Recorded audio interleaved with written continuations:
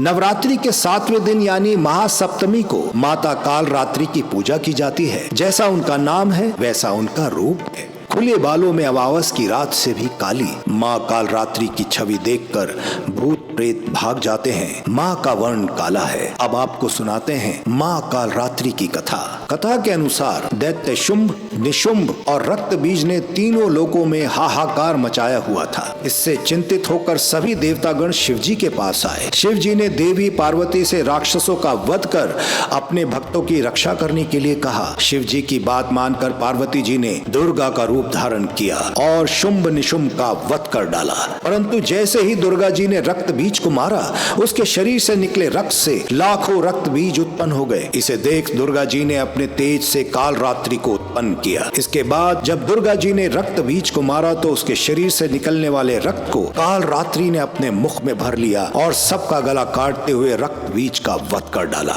इनका रूप भले ही भयंकर हो, लेकिन ये सदैव शुभ फल देने वाली माँ है, इसलिए ये शुभंकरी कहलाई। अर्थात इनसे भक्तों को किसी भी प्रकार से भयभीत या आतंकित होने की कतई आवश्यकता नहीं। इनके साक्षात्कार से तो भक्त पूर्ण का भागी बनता है। काल रात्रि की उपासना करने से ब्रह्मांड की सारी सिद्धियों के द्वार खुल जाते हैं और तमाम असुरी शक्तियां उनके नाम के उच्चारण से ही भयभीत होकर दूर भाग जाती हैं। इसलिए दानव, दैत्य, राक्षस और भूत प्रेत उनके स्मरण से ही दूर हो जाते हैं। अंधकार में स्थितियों का विनाश करने वाली शक्ति है माँ काल रात्रि। काल से भी रक्षा करने वाली ये शक्ति है।